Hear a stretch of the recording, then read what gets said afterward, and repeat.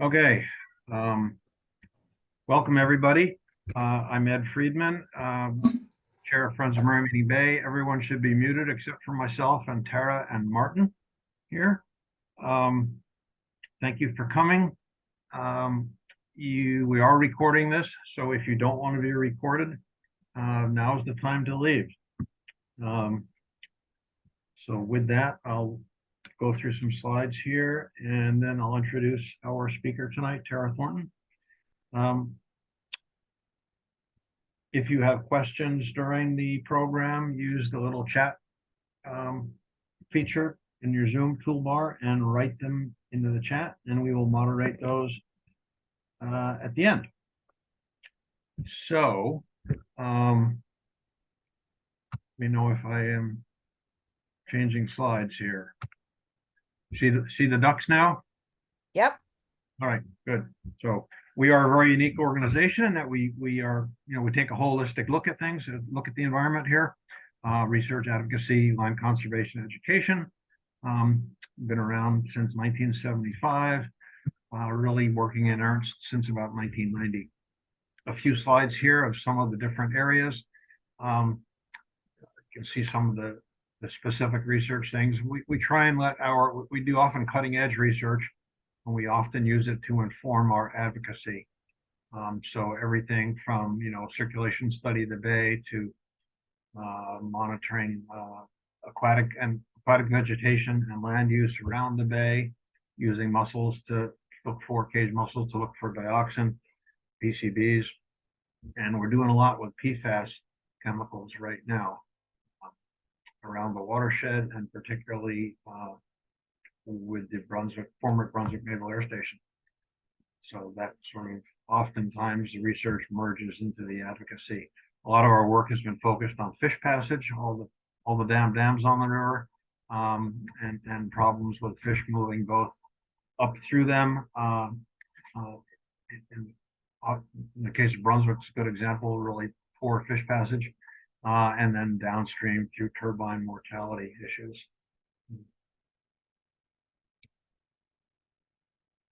Education, we have a long history of bringing schools from around the bay into an outdoor setting, doing hands-on environmental education.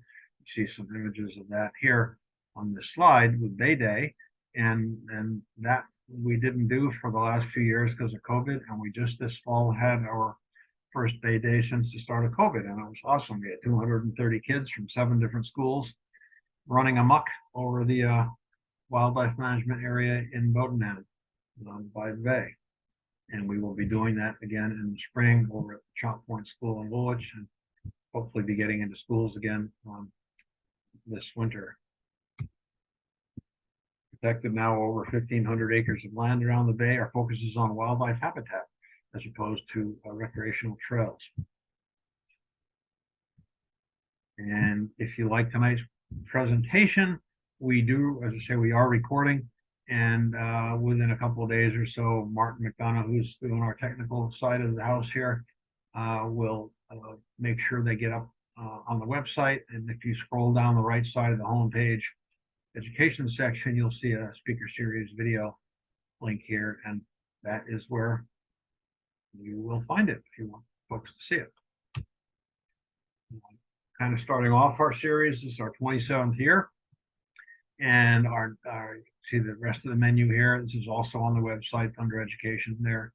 And our next speaker mid-December will be Joe Kelly, who's a really well-known marine geologist talking about the geologic history of Mermaid Bay. And that'll be really special because actually Joe was one of our very first speakers 27 years ago. And yeah, we're probably all aging a little faster than the geologic history is here. But anyway, that should be a good program. So with that, I'm going to introduce our speaker tonight, Tara Thornton. She's Deputy Director of the Endangered Species Coalition, of which Friends of Mermaid Bay is one of many members. She's worked for ESC for the last 17 years, beginning as the Northeast representative, then advancing to Program Director, and now again serving as Deputy Director. In this capacity, Tara supervises staff, develops ESC policy and programs, priorities, works with the coalition partners to formulate joint strategies and tactics, and is an integral part of the ESC leadership team with a focus on organizational development. Prior to joining the coalition, Tara worked on environmental and social justice issues for 20 years. She was the executive director for the Military Toxics Project, the national nonprofit network of neighborhood, veterans, indigenous, peace, environmental, and other organizations representing people affected by military contamination and pollution. And I'll say that our first PFAS sampling here on the Androscoggin was done in conjunction with the Military Toxics Project um, as one of the partners 2 years ago. Tara also helped found the International Coalition to Ban Uranium Weapons, global coalition that campaigns for a ban on the use, transport, manufacture, sale, and export of all conventional weapon systems containing uranium. Usually we hear it as depleted uranium weapons. The International Coalition also seeks health monitoring and compensation for communities affected by the use of those weapons and environmental remediation of sites that have been affected. She's been a cannabis director and worked on outreach programs for various NGOs and political campaigns in New York, Virginia, South Carolina, and Texas. And Tara holds a BS in communication and political science from Ohio University and lives over here in the Lewiston area.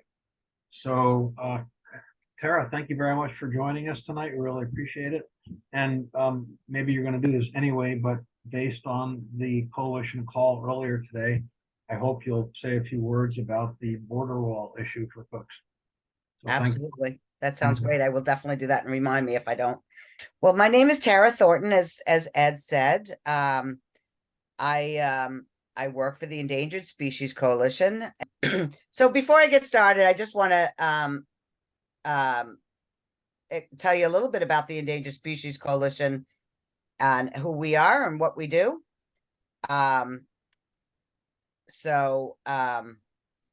ESC started about 25 years ago. It was a joint venture of many organizations that came together, a lot of whom worked on Endangered Species Act issues, but also worked on a multitude of other organizational issues. They formed the coalition to specifically focus on just the Endangered Species Act. So we're made up of, it's a coalition of over 400 plus NGOs that range from very small local organizations to statewide and national groups. They are conservation, faith-based, business organizations, and scientific associations that are part of the coalition. And what we do is we bring, we're a convener for the community. We bring folks together to work on protecting the Endangered Species Act, making sure that it remains strong, and other issues around specific species. And we develop campaigns and strategies and tactics together as a group. All of our work is done really through grassroots organizing. We have some organizers out in the field that work on the ground. And then somebody like myself, I'll do a little bit in Maine, but I'm mostly work nationally with our 400 plus member groups. And we have over 600,000 activists that are also part of the coalition. So, we lobby, we do educational events and activities, all sorts of things that we do to get the work done. And I'll tell you a little bit about some of our campaigns that we work on. Oops, sorry. I don't know what just happened there. Zoom share. Okay. So some of our campaigns that we work on, ESA Defense, as I said, we work on protecting the ESA, the Endangered Species Act, from attacks in Congress. And we also get attacks from extractive industries like oil and gas and mineral, the timber industry, big ag, a lot of folks that don't particularly care for the Endangered Species Act. And we also work to increase funding. The Endangered Species Act has been incredibly underfunded for years now. So that's something we are continuously trying to get more funding for the Fish and Wildlife Service to be able to do their job to implement the Endangered Species Act.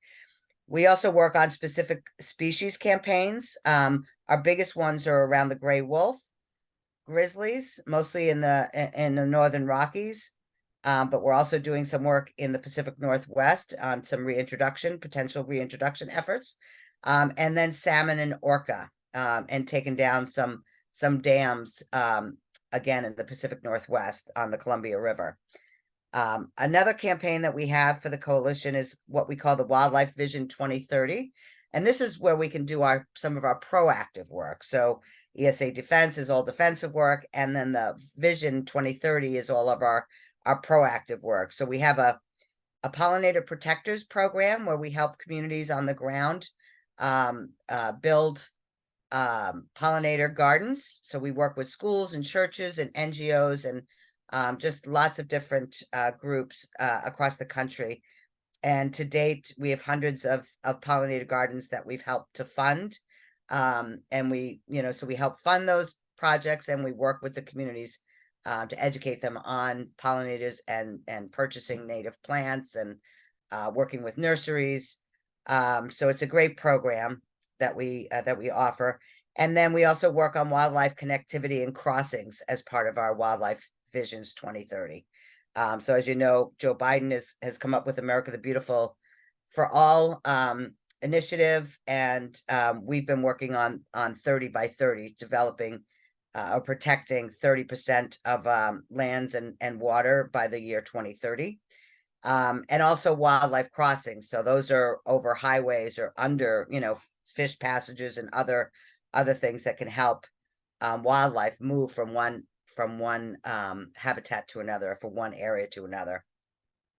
And then our third area that we focus on is building power and equity. And this is where we do a lot of our justice, equity, diversity, and inclusion work. We have an activist training lab that we offer.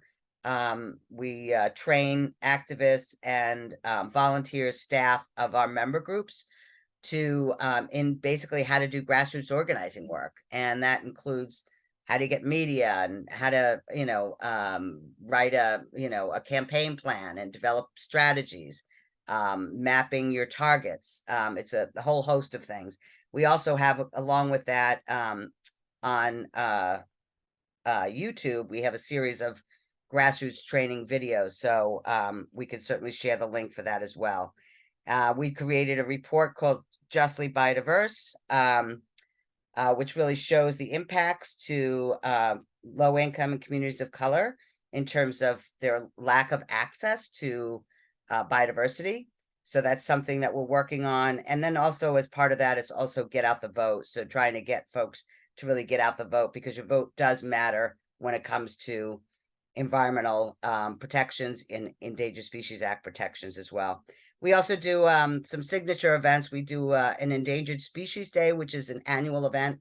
It's always on the third Friday of May. And we encourage folks to get outside and do beach cleanups or road cleanups or do nature works or record the birds that they might have in their yards or other species using this Cornell Labs has a great it's called Marlin, and there's also another program that I can't remember off the top of my head, but we encourage people to do all kinds of activities and events around Endangered Species Day, and we also do a lot of educational programs. And then we do an annual top 10 report each year, and those take on different themes depending on kind of what's happening in the world. So this year it's around the Endangered Species Act 50th anniversary and really celebrating success stories, successful recoveries of species on the ground. So that was a little bit about me and the organization that I work for, the Endangered Species Coalition. Now I'd like to get into kind of what's going on with threatened and endangered species. So Currently, you may have heard, besides the climate crisis, we're also in a biodiversity crisis. So we're living through this biodiversity crisis, and it's driven through it's man-made. This biodiversity crisis, it's habitat destruction, pollution, climate change, invasive species, and overutilization are the five drivers for biodiversity loss. Back in 2018, an international group of scientists said that we're going to lose over 1 million species. We're in danger of losing them in the next several decades. So that's an extinction rate that's estimated 1,000 to 10,000 times the natural extinction rate. So for biodiversity loss in the United States, we're seeing that scientists are concluding this sixth mass extinction event with plants, wildlife species across the globe really facing heightened risks of extinction. As I said, largely driven by human activity. So globally, nearly 1/3 of freshwater fish are threatened with extinction. In North America alone, we have lost nearly 3 billion birds since 1970. That's more than 1 in 4 birds that have disappeared from our landscape in a mere half a century. So in the last 50 years, we've lost that many species. In that same time frame, global wildlife populations have declined by an average of 69%. Here in the United States, nearly half of all ecosystems are at risk of range-wide collapse. Pretty sobering statistics. And when we unravel the web of life, we're collapsing. Not only we're losing the species, but we're also losing what we call ecosystem services, carbon sequestration, pollination for our farms. It's critical. Water purification, oxygen production, and disease regulation. The pandemic was caused by wildlife trafficking. So, there's lots of things that wildlife gives us for humans to survive in terms of ecosystem services. And when we start pulling away and losing species at the rates that we're talking about, the well-being of the planet is at risk. So it's really something that we need to be really raising the alarm bells and getting this administration and others to start elevating the extinction crisis as much as or more so than the climate crisis. We've heard, scientists say, really to fix the climate crisis, you need to deal with the extinction crisis. Those two things need to be addressed in tandem. And so that's something we've been advocating for years now. One of the tools that we have to fight back against the extinction crisis here in the United States is the Endangered Species Act. It's probably one of the world's best conservation laws in terms of protecting threatened and endangered species. Here in the US, we're protecting over 600 species that are listed as endangered or threatened.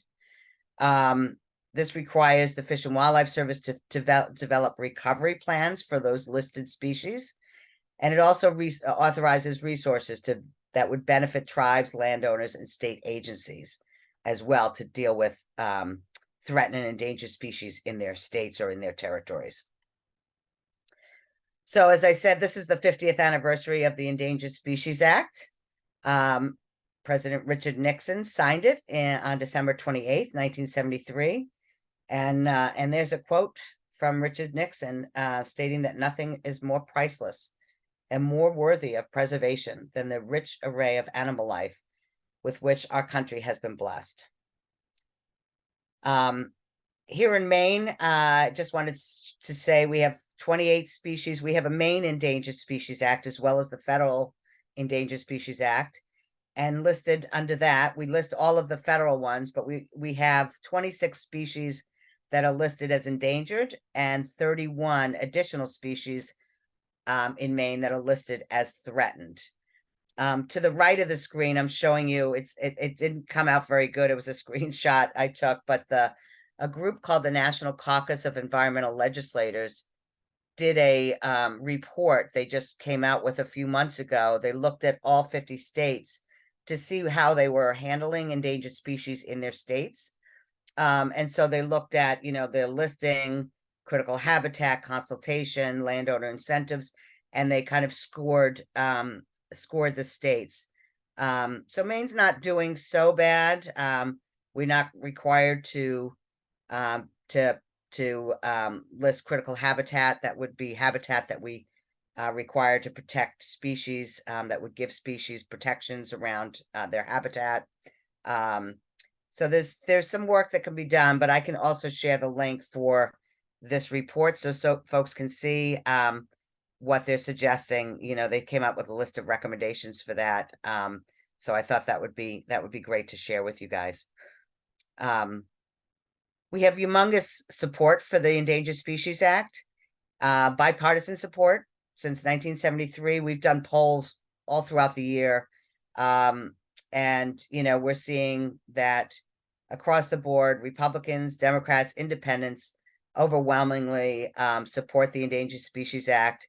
I think it's like 4 out of 5 Americans support the Endangered Species Act. So it's a hugely popular law.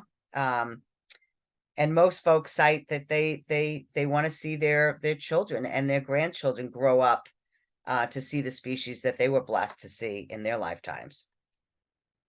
So because of the Endangered Species Act, we do have lots of success stories that we're celebrating. The bald eagle, peregrine falcon here in Maine. We see lots of them. If you go up to Arcadia, you'll see lots of peregrine falcon. In fact, they even close off some of the trails, hiking trails around Arcadia when they're breeding. The humpback whale is pictured there, and the American alligator.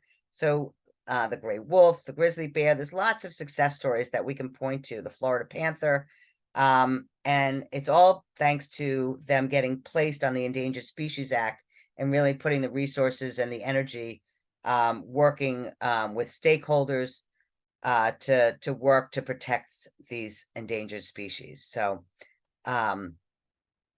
unfortunately, even though the law is as popular as I just said earlier, we still continue. This is probably one of the most attacked laws that we have on the books. So, just to date in the 118th Congress, we've seen 38 pieces of federal legislation that's been proposed that would weaken the Endangered Species Act or delist species that are being protected under the Endangered Species Act. We're seeing a really elevated use of something called the Congressional Review Act, which basically an agency such as the Fish and Wildlife Service would pass a rule. Congressional Review Act says we're going to take away that rule. We're going to take away the Fish and Wildlife Service authority and strip those protections under that rule. There is a certain time limit that they have to do that after an election, but we're definitely seeing increased use of that. Just this past year, we've seen it used on the lesser prairie chicken, the northern long-eared bat, and also on critical habitat, which was Biden trying to reverse some bad Trump regulations that were passed back in 2019. Unfortunately, on the critical habitats, Senator King was one of the only Democratic or independent senators to vote in favor of that one. And the northern long-eared bat, Congressman Jared Golden on the House side voted in favor of the Congressional Review Act for that. So we have some work to do with some of our members of Congress here in Maine alone. The specific species I mentioned that to delist species, the gray wolf, the grizzly bear. We're also seeing some tremendous attacks on the northern Atlantic right whale, which we have off the coast of Maine, and the Rice's whale, which is off the Gulf of Mexico. We're seeing a lot of riders, what we call riders, which are kind of attached as an amendments on appropriations bills and on bills like the National Defense Authorization Act. So that's something that, the House appropriations bill for the Interior Department They had hundreds of amendments that they were trying to pass onto the include in the Interior Appropriations Bill.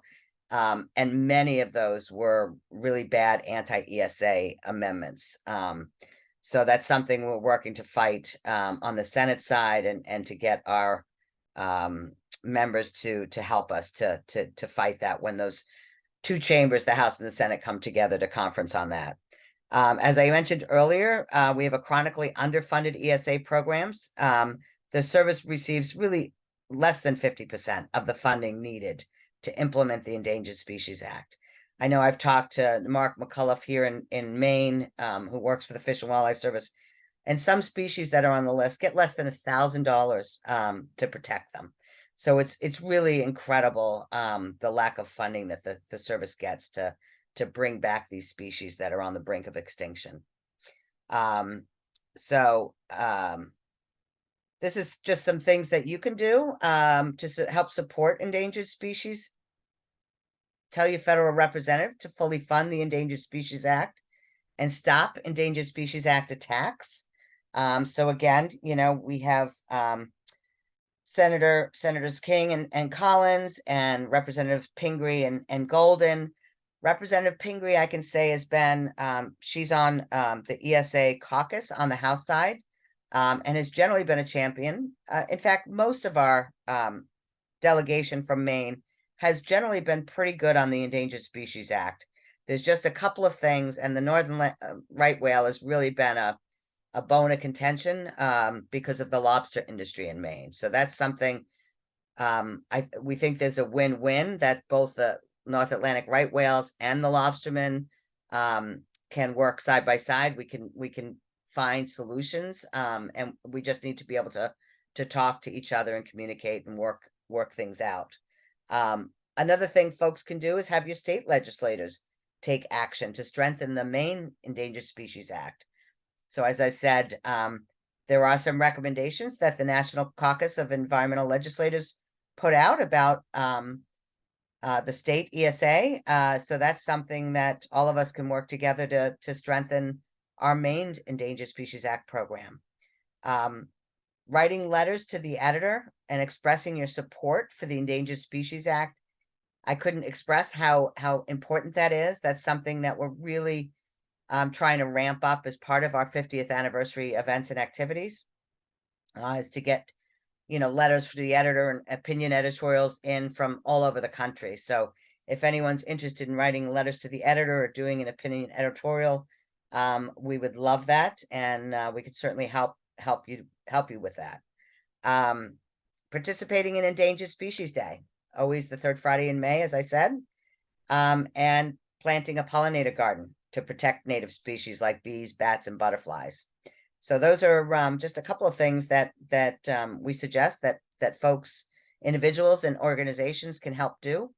If you are part of an organization, you can become a member group. Friends of Merit Meeting Bay is one of our member groups here in Maine. We have about 6 member groups in Maine. So love to have more. And I'm going to stop there and see if this is just Endangered Species at 50. I think I've mentioned this already, but December 28th, we're doing all kinds of events and activities around the country to celebrate it. And there is a website that's just esaat50.org, where you can find out all about events and activities happening around the country. So I'm going to stop there, Ed, and see if folks have any questions or comments. Okay, well, thank you, Tara. It is pretty early, so I don't know how long that video is. If you want to try that, I think it's only about 5 minutes or so. Yeah, I could certainly do that. That's something we created as part of our ESA at 50 events and activities. So let me optimize your audio and video when you stick it up. That's all. Okay, great. Let me let me just get that video up. I'm not still sharing my screen, am I? I don't. No, you're not. Okay. I'm not sure why I can't get out of that.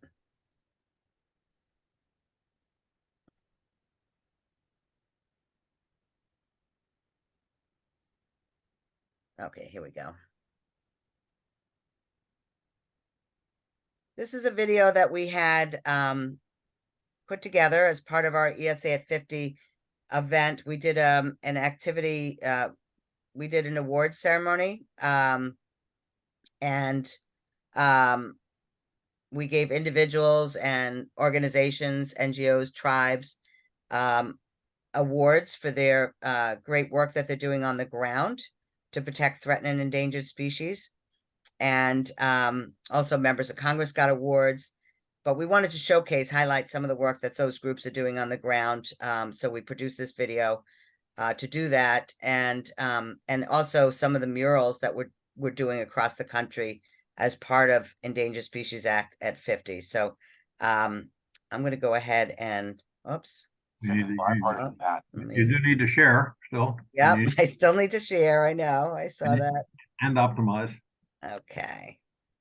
Share sound, optimize. Okay, and here we go. Passing in 1973, the Endangered Species Act has since proven to be a landmark piece of legislation, institutionalizing our national commitment to conservation and the protection of imperiled fish, plants, wildlife, and their habitats. This year marks 50 years since President Nixon signed the Endangered Species Act into law, half a century of protecting, conserving, and recovering wildlife from the brink of extinction. The Act remains a long-lasting example of commitment, cooperation, and the conservation triumphs we can make when working together. In 2023, the 50th anniversary provides a unique year-long opportunity for building support for the Endangered Species Act and imperiled species by celebrating conservation achievements, highlighting conservation needs, and reminding the public and decision makers why plants, fish, and wildlife are not only beloved, but vital to the heritage we share as Americans. Endangered Species Coalition member organizations and partners joined together to create a series of murals in locations throughout the U.S., celebrating the 50th anniversary of the Endangered Species Act. From New Mexico to New York City, artists and communities created and celebrated murals showcasing plants and wildlife from ecoregions around the U.S., along with international species protected by the ESA. In key locations across the country, we held events with the murals at the center. The National Mural Project became the focal point for the ESA through artist talks, native plantings for pollinators, and cultural celebrations held at each of the mural opening events. Together, we spotlighted regional ecological and cultural diversity within ESA at 50 themes. The murals provided opportunities for local and national decision makers to convene alongside community members and project partners. Each one of the murals demonstrated people's support for the ESA, along with the wildlife and plants that they represented. Meanwhile, grassroots organizations, tribes, and individuals have been creating and implementing biodiversity and environmental justice projects around the country. Bat Conservation International is working to restore foraging habitat and food plants for the endangered Mexican long-nosed bat. We work across a binational corridor to restore agave plants to feed these bats during their migrations and support healthy populations. Bats are extremely important species. They are keystone species, pollinating over 300 plants. They also help control pest insects and help protect our crops. And they're really important seed dispersers in tropical rainforests. Without bats, a lot of our ecosystems and our economies would be negatively affected. And all of the work that we do is community-based. We partner with the local communities and really try to integrate bat conservation goals and rural sustainable livelihoods and do activities and actions on the ground that benefit both bats and people. And the communities are integral partners in this process. We found great success in our efforts to restore agaves. We've partnered with over 65 partners across the US and Mexico to restore healthy agave habitat and restore these food plants for the bats. Bueno, históricamente los agaves han sido una de las especies etnobotánicas más importantes en la historia de nuestro país y en la historia del noreste mexicano. Las comunidades actualmente están visualizando a los agaves como un elemento que puede ser muy importante para la recuperación de los suelos. También pueden obtener forraje para su ganado y también puede ser un elemento del cual pueden obtener productos como el aguamiel, pulque y el mezcal pudiera ser, ¿no? Los agaves son idóneos para iniciar actividades de restauración de suelos y iniciar cadenas productivas a partir de su aprovechamiento y manejo de su territorio.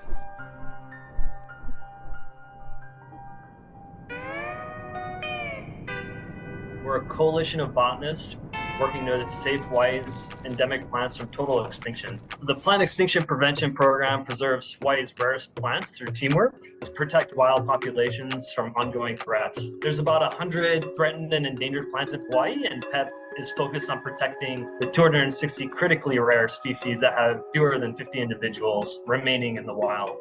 The way we maintain these species and how we protect them from their possibility of going extinct, PEP botanists have 5 primary activities. We survey, we manage threats, monitor individuals, collect from these individuals, and then outplant them into protected areas. The program works in partnership with land managers, academic researchers, horticulturalists. Such a good collaboration and such a good conservation community that we have here in Hawaii, and everybody has each other's backs. It really shows, it's not just PEP itself, it's this big conservation community in Hawaii. I mean, we're not everywhere all at once, so we have eyes on the ground from other organizations that work with us to make sure that we're not missing these golden opportunities to collect. We're actually working with electrical engineers to try to figure out some of these problems with some of these species.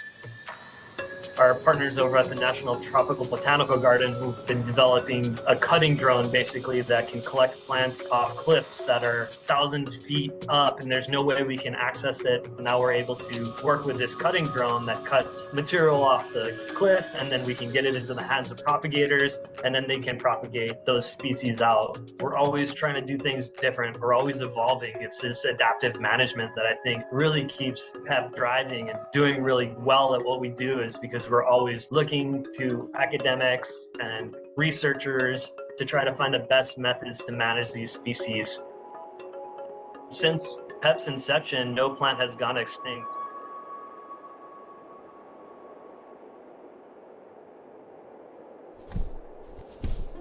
So the California condor, or Preganish in the Yurok language, is a species that we look up to as kind of an elder spirit, someone who's wise and who brings an energy of kind-heartedness and generosity and restoration. Part of the reason that condor is noted is because of his less than beautiful face, and one of the teachings that we get from there is you have to look past the surface to the spirit of a person to really understand what they bring to restoration. We, as Yurok people, as well as many of our surrounding tribal members, consider ourselves to be world renewal or fix the earth people. It's our foundational reason for being, to keep the world in balance. And so Condor ties very heavily in that, both in our kind of origin stories of how we go about managing the land in a good way, but also contributing through a Condor song, which is a prayer, and by carrying our prayers for world renewal over and throughout the skies while we're asking for the world to be in balance. Condor actually was one of the most highly endangered birds out there, with only 22 individuals left free flying in the 1980s. They started, at the time, very controversial captive breeding program in the hopes of rebuilding the population and releasing them, which was successful in the mid-1990s. Now, since then, and through the collaboration of innumerable partners, there are now over 500 condors in the world, over 300 of which are actually free-flying, including the 8 birds that the Yurok tribe and their partner Redwood National Park manages. Well, wolves have not only cultural but the historical significance to the Nez Perce tribe. Just the way they're structured, their social structure, and their spiritual significance to the tribe is important. There are a lot of similarities between the structure of wolf packs and how the Nez Perce tribe believe in our family system. Federal law under the Endangered Species Act is one of the ways that we've been able to make sure that they were recovered and that they stay at healthy levels throughout their reign. I think if you ask any Yurok tribal member or any tribal member within our region, they will say that salmon is our lifeblood. The word in Yurok is actually nepui, which we believe comes from the word nep, which means to eat, because it's so foundational and so integral to our ecosystem and so integral to us as Yurok people. We call salmon in our language, trout. They've always been important for the Nez Perce tribe, especially in our diet. Of course, now the species are listed under the Endangered Species Act. Urgent issues right now is the urgency on salmon extinction in the Northwest, in particular issue of the lower Snake River dams and the impacts that the hydroelectric system has on fish survival. Between where we live in Idaho, Nez Perce Reservation, and clear to the Pacific Ocean, there's a series of 8 dams that they have to go through. given their role as world renowned people and given the deep importance of salmon and the health of the river overall, the Yurok tribe have been working for over 20 years to actually remove 4 of the hydroelectric dams that were blocking passage and causing water quality issues in the upriver portion of the Klamath River. And so that work actually started this year, which is incredibly exciting to everybody in the region, I would say, at least within the tribal and conservation and fishermen communities. Sustainable fish recovery is important to the tribe, and the Endangered Species Act has always played an important role in what we do. Each of these particular projects fits into a much larger narrative of landscape level restoration that will not only benefit the Yurok people, but all the surrounding communities as well, because jurisdictional boundaries are a bit arbitrary and they don't really have much to do with reality or ecological continuity. And so we're also very proud of our surrounding neighboring tribes throughout the Pacific Northwest who have these big dreams and have this great capacity as well to conduct restoration in their ancestral territories. And so we see our work as just one part of a much larger narrative of Native peoples working to better the world for everybody.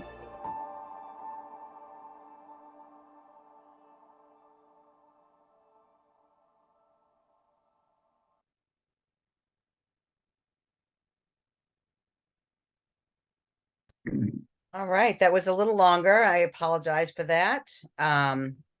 We got plenty of time. That's great. Yeah. That was so those were some of the groups, those are member groups of the coalition. So it just showcased some of the work that they're doing on the ground to recover threatened and endangered species. And some of the tribes that are doing some really phenomenal work as well to recover threatened and endangered species. So they all got awards at our ESA at 50 award ceremony that we held at the Library of Congress in September.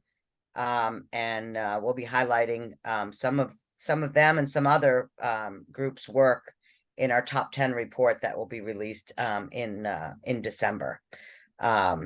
So really, there's some incredible work that's going on, and it really is a success story when we see all these great recoveries. So it's just an important act. The Endangered Species Act it's critical to keep it protected and keep it strong and keep it funded. So I'll stop there. Sorry, Ed.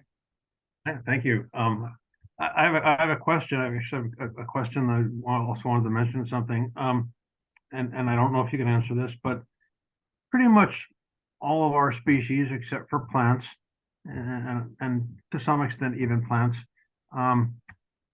well, species except for plants actively move, right? Whether it's bats or birds or fish, and often are obviously crossing international boundaries. And I wondered, there's CITES, the Convention on International Trade in Endangered Species, but can you speak at all to how other countries have analogs to the Endangered Species Act? And I'm sure some are better than others. Obviously, we have Canada and Mexico next to us, but birds fly down to the tip of South America. So ranges of all these species can be quite extensive. So can you speak to how they are protected elsewhere in the world? Sure. I can cover that a little bit. One of the things that we have, it's United, it's the Convention on Biological Diversity. And one of the staples of that convention is that countries develop national biodiversity strategies for their protecting species, protecting the environment in their countries.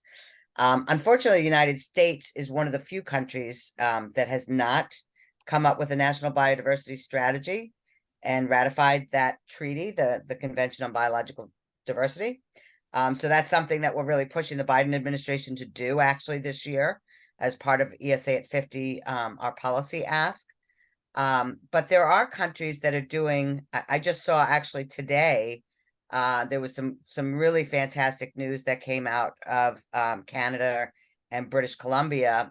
They signed a treaty with their First Nations there and are investing millions of dollars in the recovery of threatened and endangered species. really looking at hotspots for biodiversity hotspots for protecting land and water. Again, using that 30 by 30 model. So yeah, that just came out today, I saw. And unfortunately, we have some species that go across border. Ed, you were talking about the border, the call we had today for the ESA grassroots call we have biweekly, and we had somebody on from Center for Biological Diversity that talked about the border wall and how that's interrupting species moving from one territory to another. So the ocelot or the jaguar are species that some mammals that cross over. They don't recognize national boundaries, or species don't recognize state boundaries. So it is really critical that that we work with our neighbors, abutting neighbors, to protect threatened and endangered species. In terms of migratory birds, we have the Migratory Treaty Act here in the United States, and countries have similar laws as well. So countries are starting to realize that the extinction crisis and saving biodiversity is really saving humans as well. So it's really critical that we do that. So I'll stop there. Thinking about some of the COVID related stuff and the certainly in Asia, the great number of wildlife markets or wet markets, are some of those countries starting to become more aware of eating their wildlife, or some of the, I guess some of the CITES issues where everyone wants rhinoceros horn, or the bear gallbladder as an aphrodisiac. Are some of those things Right, starting to change at all or not? It's slow going. I mean, there are some that are embedded, like culturally. They believe it creates its medicine.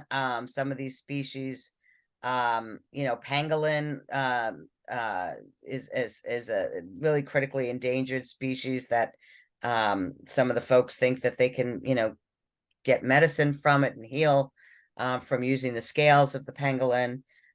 So it is slow going. But one of the things I think that's really critical is that here in this country that we really stop the wildlife trafficking coming into this country as well. So that's something. I mean, the U.S. is one of we have markets here in the U.S., wet markets, and we have issues with poaching and trafficking here in the United States as well. So again, that's it's law enforcement that we need to increase, agents that can go to the airports and even where we have all these tractors, trailers filled with things that are moving, cargo that's moving around. So it's increasing law enforcement agencies and really getting the word out. And we really tried during the pandemic to highlight and actually get a law passed that would prevent species from being trafficked as much, and really get more money for law enforcement officials and that sort of thing. But unfortunately, that did not pass. So it's still we still have a long way to go in that area. Yeah, I remember maybe it was the same law, but a lot of discussion about the illicit wildlife, not only illicit but legal wildlife trade, or illicit wildlife trade, being prime vectors for viruses of the whether it's COVID or some other one. It's sort of a I'm forgetting the terminology, but it could be a nightmare. It could be a nightmare. Absolutely. I mean, all of the the pandemic, SARS, COVID, have all come from the avian bird flu. They've all come from mixing species when they're getting too close to one another. they have different germs and systems that are mixing, their excretions and mixing. So it's a toxic whirlpool of disease carrying germs that we're going to continue to have more and more of COVID type illnesses if we don't do something about the illicit wildlife trade and trafficking. I'll just throw out a quick piece of info to folks on the call on the program here, and some of you may know this, but Tara, you mentioned Maine has an Endangered Species Act, as I'm sure, as I would guess many states do, but up until McKernan was governor, our Maine or MISA, Maine Endangered Species Act, list of critters included any critter that was federally listed but found here in Maine as well.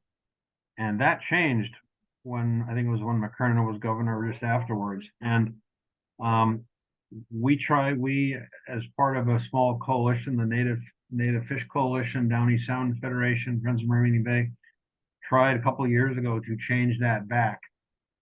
And probably there's only about 6 species that it applies to, federally listed species, one of which is the Atlantic salmon. That's sort of the big name on the list. Well, there's a whale on the list, and I think it's Kempley's, maybe Kempley's sea turtle, might be Ridley's, I can't remember. So having the federally listed species found here on the MISA list would add to their protection as well. And very, very disappointingly, a joint committee at the legislature met on that law, Inland Fisheries and Wildlife and Marine Resources. Only one vote in favor of that legislation.